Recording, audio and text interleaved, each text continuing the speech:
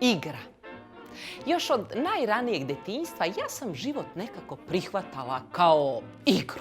I stalno sam maštala. Ono o čemu sam maštala i šta sam zamišljala, kasnije se uglavnom i ispoljilo u mojim delima, Bogom, i u mom životu.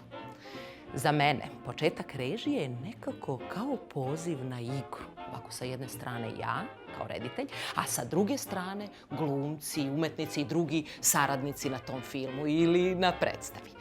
I tad počinje igra, a igra uvek donosi radost. Bez radosti meni nema režije. Mučenje, ja mislim da je mučenje strano umetnosti uopšte. Inače, što više radosti, to je više igre. I tad je igra celishodnija. Bez treptaja i radosti nema igre. A moj prvi film, Sumnjivo lice, snimao se u Ivanjici. Ja sam tražila od svih glumaca da nauče da jašu. Bez izuzetaka. Bata Paskaljević, sav srećan, on je prvi savladao tu veštinu.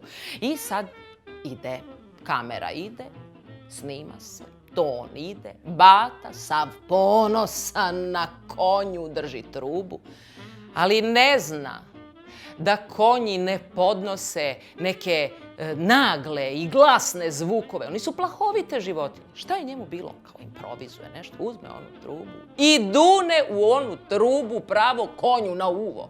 Konj se isprepada, propne se, zbaci ga, a noga mu jedna ostane u zengi slomljena. Arlauče Bata, svi ciknuše, gledaju u mene. Šta ću ja da radim?